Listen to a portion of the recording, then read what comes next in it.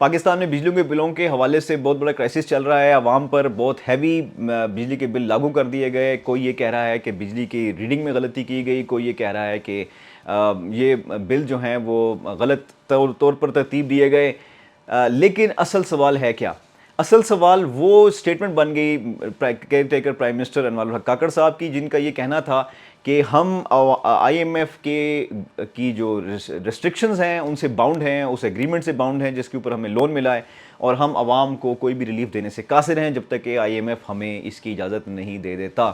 یہ سٹیٹمنٹ جہاں اپنے تئیں ایک اعتراف ہے اس بات کا کہ پاکستان آئی ایم ایف کی اکنامک غلامی کا شکار ہے, وہیں پر اس سٹیٹمنٹ کا تجزیہ کرنے کی ضرورت ہے کہ کیا واقعی آئی ایم ایف کی مرضی کے بغیر پاکستانی عوام کو ریلیف دیا جا سکتا ہے یا نہیں دیا جا سکتا. اب ہم کریں گے اس کا تجزیہ. سب سے بنیادی بات یہ ہے کہ کیپٹلزم جو وہ سسٹم جو کہ پاکستان میں رائج ہے, جیسے کہ نام سے واضح ہے کیپٹلزم, کیپٹل یعنی کہ پیسہ, روپہ پیسہ, اس کے اوپر حکمرانی ہوتی ہے. ایک مخصوص طبقے کی دولت کا ارتکاز کر دیا جاتا ہے ایک طبقے میں جس کا نام سپر رچ ہوتا ہے, جس کے پاس نہ صرف وسائل دولت, تمام فیکٹرز آف پروڈکشن اس کی دسترس میں ہوتے ہیں, بلکہ دولت کا ایک بڑا حصہ بھی اس کے ہاتھوں میں ارتکاز اس کا کر دیا جاتا ہے. دوسرا امپورٹنٹ فیکٹر جو کہ کیپٹلزم میں ہوتا ہے وہ ہوتا ہے عوام کی مختلف طبقات میں تقسیم. سپر رچ سے لے کر اور پورا طبقہ اور سماج جو ہے وہ تقسیم ہوتا ہے انتہائی غریب تک, بیچ میں middle classes, upper middle classes کے اندر ان کی جو ہے وہ تقسیم موجود ہوتی ہے. اب اس ساری صورتحال کو اگر سامنے رکھا جائے تو پاکستان میں جب بھی کرائسس آیا, اسے تو اکثر ہسٹری پاکستان کی کرائسس سے بھری ہے, لیکن اکنامک کرائسس میں پاکستان کو جب بھی کرنچ کا سامنا کرنا پڑا اور آئی ایم ایف کے پاس جانا پڑا, ایسی صورتحال میں جو آئی ایم ایف سے لونز لیے گئے اس لون کو لینے کے بعد اس لون کی ساری ذمہ داری رہی عوام کے اوپر. جب لون لیا جاتا ہے اس کی لائبلٹی عوام پر آ جاتی ہے. امیر طبقہ اس کی کاسٹ کو بیئر نہیں کرتا بلکہ اس کی اپرچونٹی جو ہوتی ہے اس سے فائدہ اٹھاتا ہے, اور بڑی بڑی جو کمپنیز ہیں وہ including car companies for example, وہ اپنی گاڑیوں کی, آپ دیکھیں گے کہ کرائسس کے بعد آپ جب نکلتے ہیں اس کرائسس سے تو گاڑیوں کی قیمتوں سمیت ہر چیز کی قیمت بڑھ چکی ہوتی ہے, اور وہ قیمت کم نہیں کی جاتی. اور اس کی وجہ کیا ہے؟ یہ ہوتی ہے کہ ایلیٹ کیسے بینیفٹ کرتا ہے ایک کرائسس سے جبکہ اس کی کاسٹ دیتے ہیں عوام. یہ ملاحظہ کریں. اسٹرکچرل ایشو ہے کہ جب بھی کرائسس آتا ہے اس ملک کے اندر معیشت کا, تو اس کی جو ادائیگی ہے پرائس وہ عام عوام دیتی ہے. عام عوام کس حساب سے دیتی ہے؟ مہنگائی بڑھ جاتی ہے, پرچیسنگ پاور کم ہو جاتا ہے. سیوک تھی وہ کرائسس کے بعد لینڈ روور لے لیتا ہے یا آؤڈی لے لیتا ہے, جس کے بعد آؤڈی تھی وہ لینڈ روور لے لیتا ہے. غریب جو ہے وہ کہتا ہے کہ یار میں 500 روپے فیس دے رہا تھا اپنے بچوں کی, اب تو کھانے کے پیسے نہیں ہیں, تو 3 اگر بچے ہیں 2 بیٹیاں ہیں تو بیٹیوں کو اسکول سے نکال دو, بیٹے کو رہنے دو. اس کی وجہ سے کوئی میجر ریفارم یا اسٹرکچرل چینج نہیں ہوتا, اس لیے کیونکہ جو اوپر کا طبقہ ہے جو چلا رہا ہے سب کچھ, اس کو تو اس سے فرق نہیں پڑتا. یہ تو ہو گیا آئی ایم ایف کے لون کا معاملہ.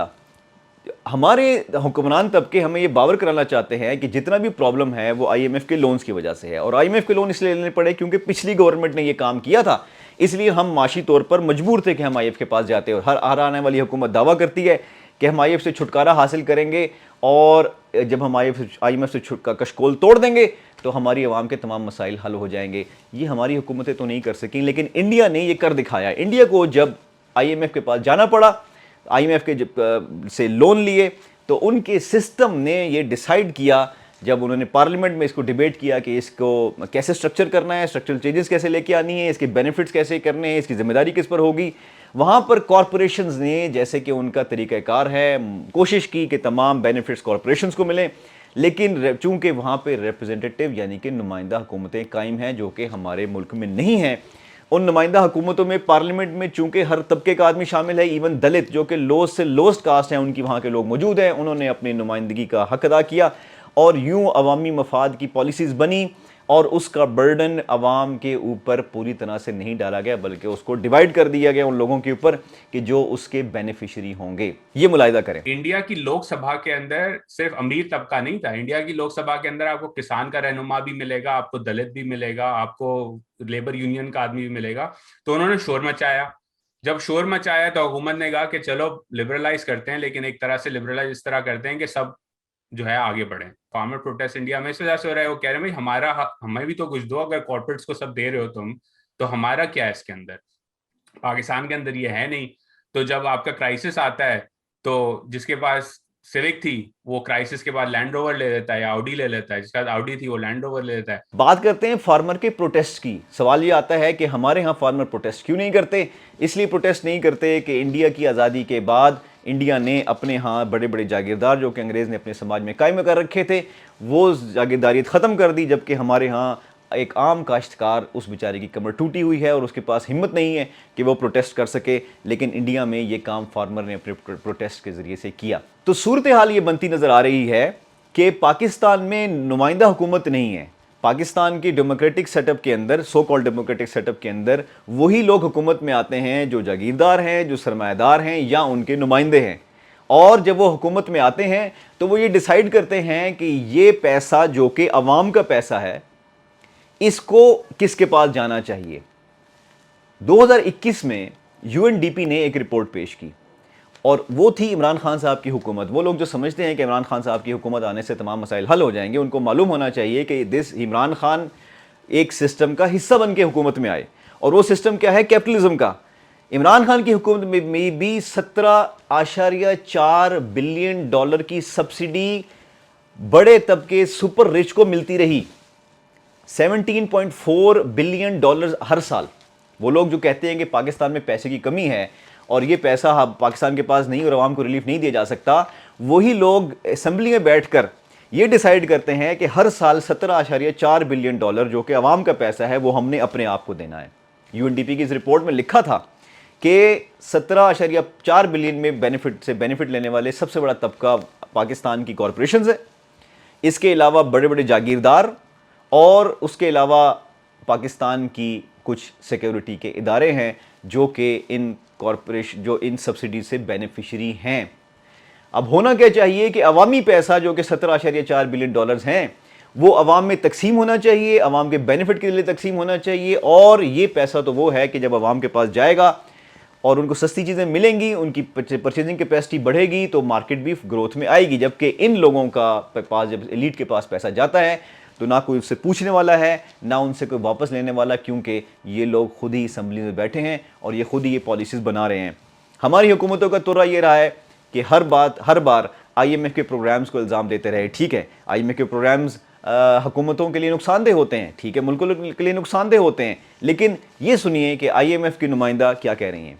Tax revenues, those who can, those that are making good money, public sector, private sector, they need to contribute to the economy. And secondly, to have a fairer distribution of the pressures by moving subsidies only towards the people who really need it. It shouldn't be that the wealthy benefit from subsidies. It should be the poor to benefit from them. And there the fund is very clear. We want the poor people of Pakistan to be protected. अब हाल ये हुआ कि United Nations और IMF जैसे इदारे जो कि इस्तेहसाली साम्राज्यी इदारे हैं, वो हमारी हुकूमत को से रिक्वेस्ट कर रहे हैं कि खुदा के लिए हमने जो पैसे आपको दिए हैं उनको मैनेज करने के लिए टैक्सेस लगाइए अमीर लोगों के ऊपर और सब्सिडी दीजिए गरीब लोगों को। हमें बैनुल-अक़वामी इदारे हमसे रिक्वेस्ट करें जो कि इस्तेहसाली हैं। इसका मतलब है कि हम लोग कितने बड़े इस्तेहसाली हैं, हमारे सिस्टम के लोग जो है, हमारा सिस्टम कितना इस्तेहसाली है कि वो सब्सिडीज़ ले रहा है और दे रहा है, अंधा बांटे रेवड़ियाँ और अपने अपनों को दे। तो ये अंधा इतना समझदार है कि मुड़ मुड़ के रेवड़ियाँ अपने लोगों में बांटता चला जा रहा है। आखिर में एक चीज़ आपको दिखाना चाहूँगा कि अगर IMF की पॉलिसीज़ को स्ट्रक्चरल रिफॉर्म्स के साथ वाकई में सही मानों में इम्प्लीमेंट किया जाए तो उसका रिजल्ट क्या होगा। यहाँ पे वीडियो देखिए। The programs keep saying widen the tax base. Well, widening the tax base is up to the political elite, and they refuse to do that because the first people who would have to pay the higher tax rate in that equitable system would be the elites themselves.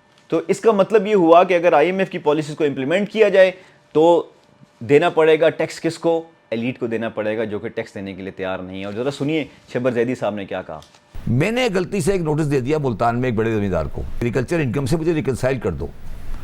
मेरे दफ्तर में 40 MNA आए led by Shah Mahmood Qureshi, और उसमें PPS party के भी MNA थे, PMLN के भी MNA थे, और PTI के भी MNA थे, और सारे MNA थे। उन्होंने बड़ी इंटरेस्टिंग बात की। उन्होंने कहा हम साउथ पंजाब के MNA हैं, हमारे बगैर गवर्नमेंट नहीं चल सकती, تو بیٹا تو ینگ ہے, بچہ ہے ابھی میرے سامنے, میں نے بڑی گورنمنٹیں دیکھی ہیں, تو اس کو چھوڑ. اس لیے پاکستانی عوام کے پاس نہ پیسے کی کمی ہے, جو وہ پیسہ وہ جنریٹ کر رہے ہیں اپنی محنت سے, وہ بلینز آف ڈالر جنریٹ کر رہے ہیں ہر سال, جو کہ امیر لوگوں کی پاکٹ میں جا رہا ہے. اور نہ یہ بات درست ہے کہ آئی ایم ایف کی وجہ سے عوام کو ریلیف نہیں دیا جا رہا.